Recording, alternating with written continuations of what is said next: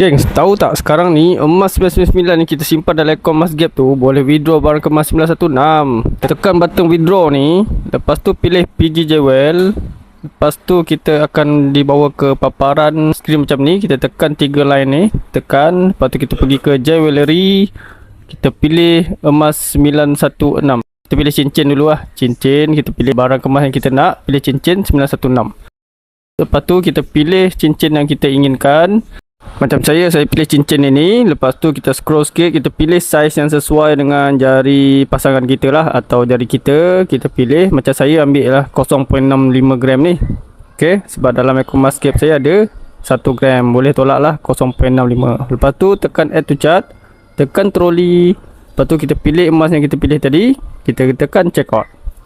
Lepas kita tekan check out, kita pilih delivery option ni.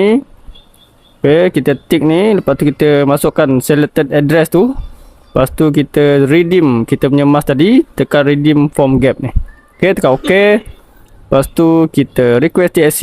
Lepas request TSC dulu, approve. Lepas tu kita tick kotak ni. Dia akan cakap lah kat sini berapa gram yang dia akan tolak daripada akaun Masgap. Lepas tu confirm payment. Tekan confirm payment. Lepas tu dibawa ke WhatsApp PG Jewel. Kita tekan WhatsApp PG Jewel tu, masuk seperti biasa, login seperti biasa. Lepas tu kita tekan kepala orang ni. Kita tekan my order. Lepas tu kat sini dah ada tunjuk lah kita punya payment tu dah successful lah. Tak payah kita bayar post upah apa semua kan, sebab dah tolak sekali dalam akaun Masgap kita. Macam saya tadi ada 1 gram kan. Yang ni sekarang ni dah ada 0.2 gram.